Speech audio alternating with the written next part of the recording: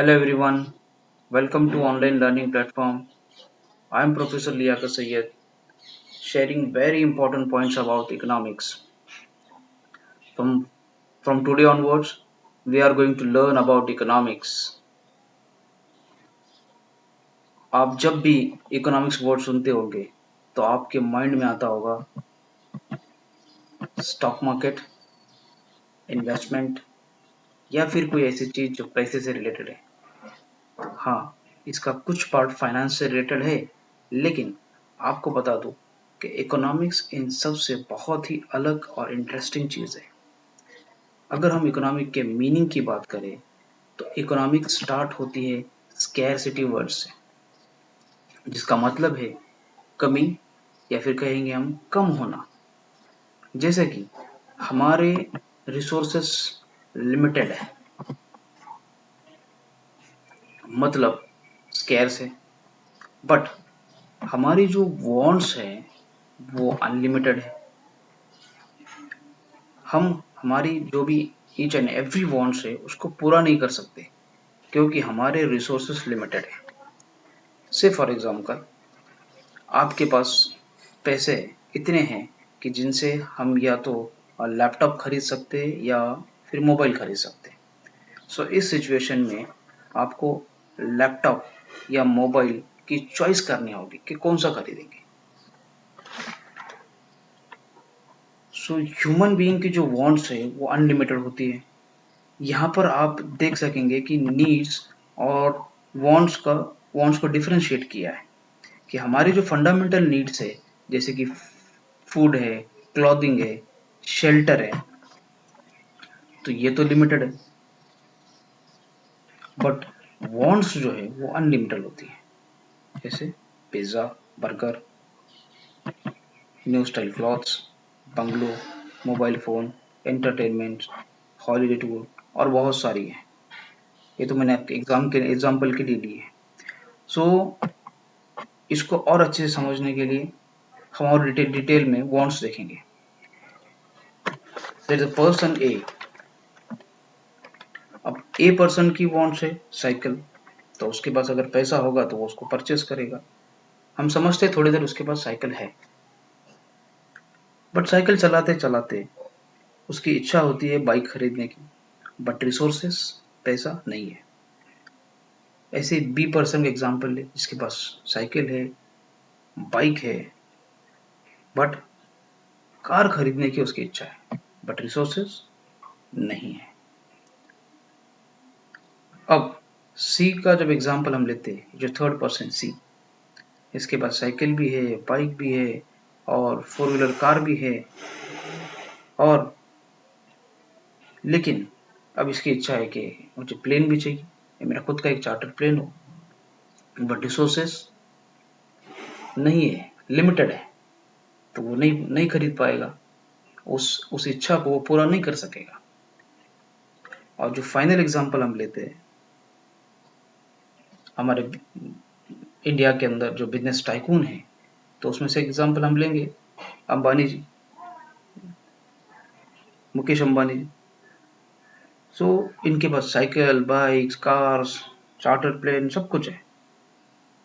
यहाँ तक कि इनके इनके बिल्डिंग के ऊपर हेलीपैड भी बना हुआ है, हेलीकॉप्टर लैंड करने के लिए। लेकिन सब कुछ होने के बावजूद भी इनकी भी कुछ वांट्स है। He would like to have maybe power on entire earth. उनको लगता होगा सब कुछ है, लेकिन अर्थ में सबसे मैक्सिमम वेल्थ संपत्ति मेरी होगी, मेरी होनी चाहिए, और शायद यही सोचते होंगे। सो वो सोचते हो कि मेरा खुद का एक अलग से प्लेनेट भी होना चाहिए, मतलब रिसोर्सेस, लेकिन वो परचेज करने के लिए, वो खरीदने के लिए रिसोर्सेस लिमिटेड है। तो इससे बात ये समझ में आती है कि वांट्स बढ़ती जाती है, बट उसको सेटिस्फाई करने के लिए, उसको उस वांट्स को फुलफिल करने के लिए रिसोर्सेस हमेशा लिमिटेड होते हैं, और इसको हम कहेंगे इकोनॉमिक्स के लैंग्वेज में स्केर्स होते हैं। तो यहाँ पे आपको नीड्स एंड वांट्स समझ में आई होगी कि वांट्स हमारे अनलिमिटेड है, लेकिन उसको फुलफिल करने के लिए जो रिसोर्सेस है वो है लिमिटेड। ओके, सो हर दिन हम रिसोर्सेस के कमी के कारण चॉइस सिलेक्ट करते हैं। जैसे रोज के एक्सपेंसेस में, अब एग्जांपल देख लीजिए कि economics is about making choices. We make all kind of choices every day. How much should I spend on daily expenses? What is the best route to reach our destination? Where should we go for dinner? Which job और career should I go for? हर दिन हम choices select करते हैं, किस लिए? Resources limited होने की वजह से। तो जैसे रोज के एक्सपेंसेस में मैंने कितना पैसा स्पेंड करना चाहिए, बेस्ट रूट कौन सा है डेस्टिनेशन पे पहुंचने के लिए, सो दैट पेट्रोल और टाइम हमारा सेव होगा, कौन सी जॉब मैंने करनी चाहिए। तो ये सब चॉइसेस हम डेली लाइफ में चूज करते हैं रिसोर्सेस के कमी के कारण। इकोनॉमिक्स कुछ अलग से टर्म नहीं है, इकोनॉमिक्स को हम जीते हैं डेली लाइफ के अंदर, चॉइसेस सिलेक्ट करते हैं। ऐसी कंपनी अगर है तो कंपनी प्रोडक्शन करते वक्त कैपिटल, लेबर, लैंड, ये जो रिसोर्सेस है, इस रिसोर्सेस के कमी के कारण, इसकी वजह से बेस्ट आउटपुट का डिसीजन लेती है कि इसको यूज करके, ऑप्टिमम यूज करके अच्छा प्रोडक्शन कैसा हो, मैक्सिमम प्रोडक्शन कैसा हो, जिससे मैक्सिमम सेटिस्फेक्शन मिले। अब समझते इकोनॉमिक वर्ड आया कहां से। The word economics has been arrived from the Greek word. ये कहां से आए? ग्रीक वर्ड से। और उस ग्रीक वर्ड में इकोनॉमिक्स को कहा जाता था ओइकोस नेमिन, जिसका मतलब होता था कि घर को मैनेज करना, टू मैनेज हाउस होल्ड। और शुरू में समझा जाता था कि इकोनॉमिक्स एक प्रोसेस है घर को मैनेज करने की। लेकिन ये कब तक चला? जब तक एडम स्मिथ ने इकोनॉमिक्स को एक्सप्लेन नहीं किया। और जब एडम स्मिथ ने इकोनॉमिक्स को एक्सप्लेन किया 1776 में, उनकी जो बुक आई थी वेल्थ ऑफ नेशन, तो इस वेल्थ ऑफ नेशन बुक में उन्होंने इकोनॉमिक्स को एक्सप्लेन किया। और एडम स्मिथ को, इसलिए एडम स्मिथ को फादर ऑफ इकोनॉमिक्स भी कहा जाता है। तो इन्होंने सबसे पहली डेफिनेशन जो है ना, एडम स्मिथ ने इकोनॉमिक्स की दी है।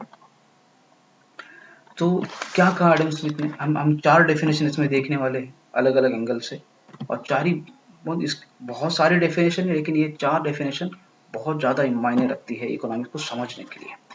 तो एडम स्मिथ कहते हैं कि इनके डेफिनेशन को वेल्थ डेफिनेशन भी कहा गया।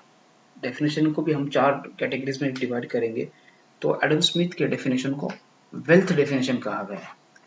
सो he said an inquiry into the nature and causes of wealth of nation। जो उन्होंने बुक लिखी थी वेल्थ ऑफ नेशन, उसमें एडम स्मिथ ने जो एक्सप्लेन कहा किया है इकोनॉमिक्स के बारे में, तो वो कहते हैं कि इकोनॉमिक्स का काम होता है देश में या राष्ट्र में जो वेल्थ है, तो उस वेल्थ के बारे में और उसके कॉजेस के बारे में इंक्वायरी करना या जानना। मतलब वेल्थ कहाँ से अर्न होती है, उसके रीजन फाइंड आउट करना, और उसको स्पेंड कैसे करना, इसको जानना होता है इकोनॉमिक्स। इसके बाद अलग अलग इकोनॉमिस्ट आते गए जिन्होंने डेफिनेशन की, तो उसमें सेकंड डेफिनेशन भी बहुत इंपॉर्टेंट है अल्फ्रेड मार्शल की। ये आई डेफिनेशन 1890s में। इस डेफिनेशन को कहा गया वेलफेयर डेफिनेशन। इन्होंने जो फोकस किया वो वेलफेयर पे किया कि वेल्थ भी है लेकिन इसके साथ साथ वेलफेयर भी होती है। तो इनका इनका मानना था कि economics is a study of man in the ordinary business of life. Human उसके डेली रूटीन में, तो इंसान उसके डेली रूटीन में किस तरह की एक्टिविटी करता है, वो वेल्थ को कैसे अर्न करता है, कैसे उसको स्पेंड करता है, और इन सब के साथ वो अपने वेलफेयर को कैसे बढ़ाता है, तो इसको स्टडी करता है इकोनॉमिक्स। बहुत अच्छे से एक्सप्लेन किया। इसके बाद जो थर्ड डेफिनेशन आई वो थी रॉबिन्स की, अल्फ्रेड मार्शल की। और एक मैं बताता चलूँ कि अल्फ्रेड मार्शल ने जो ये जो डेफिनेशन एक्सप्लेन की है, तो उनकी बुक है प्रिंसिपल ऑफ इकोनॉमिक्स, उसमें उन्होंने ये डेफिनेशन को एक्सप्लेन किया है। और 1932 में जब रॉबिन्स आए इनके आइडियाज के साथ, सो इन्होंने इकोनॉमिक को कहा कि इकोनॉमिक्स क्या है, इकोनॉमिक्स की स्कैरसिटी से रिलेटेड है, इसलिए इनके डेफिनेशन को कहा गया स्कैरसिटी डेफिनेशन, जो कि हमने स्कैरसिटी का मीनिंग अभी देखा है। The science which studies human behavior as a relationship between ends and scarce means which have alternative use। Robins का कहना था, उनकी जो बुक थी an essay on the nature and significance of economic science, इस बुक में उन्होंने economics को कहा है कि एक ऐसा साइंस है जो स्टडी करता है ह्यूमन एक्टिविटी के बारे में, कि वो अपने अपने लिमिटेड रिसोर्सेस को कैसे यूज करके अनलिमिटेड वांट्स को पूरा करते हैं। तो स्कैरसिटी जो एक्सप्लेन की वो रॉबिन्स ने की। और जो फोर्थ डेफिनेशन है और जो काफी फेमस हुई 1948 में, सैमुअलसन ने इसको एक्सप्लेन किया अपनी book economics and introductory analysis में। और जो डेफिनेशन में उन्होंने कहा है कि economics is the study of how people and society ends up choosing with or without the use of money to employ scarce productive resources that could have alternative uses to produce various commodities over a time and distributing them for consumption now or in the future among various persons or group in a society। तो Samuelson की जो definition थी, उस definition को कहा गया growth definition, और ये मॉडर्न डेफिनेशन कहलाई।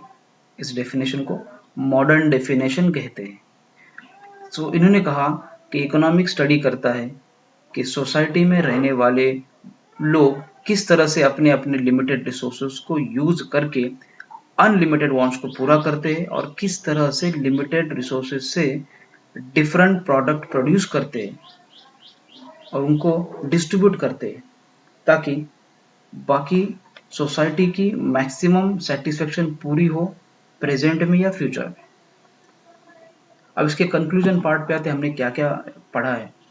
हमने पढ़ा है कि इकोनॉमिक्स स्टडी करता किस चीज का है, इकोनॉमिक्स स्टडी करता है लिमिटेड रिसोर्सेज का। अब ये जो आप डायग्राम देखेंगे तो ये फाइनल कंक्लूजन है कि इकोनॉमिक स्टडी किस चीज का है।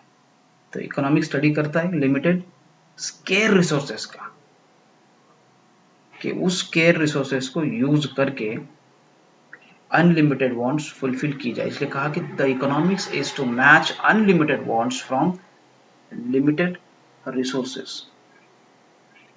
और मैं फिर से रिपीट करता हूं कि लिमिटेड स्केयर रिसोर्सेज को ऑप्टिमम तरीके से यूज करके अनलिमिटेड वांट्स को पूरा करने का इकोनॉमिक्स स्टडी करता है। तो यहाँ पे आपको पूरा मीनिंग डेफिनेशन उसका समझ आया होगा। आई होप ये आपको पूरा क्लियर हुआ होगा। सो नेक्स्ट वीडियो में हम इकोनॉमिक्स से रिलेटेड और भी इंटरेस्टिंग टॉपिक सीखेंगे। तो इस वीडियो को लाइक कीजिए, शेयर कीजिए और चैनल को सब्सक्राइब कीजिए। Thanks for watching. मिलते हैं नेक्स्ट वीडियो में।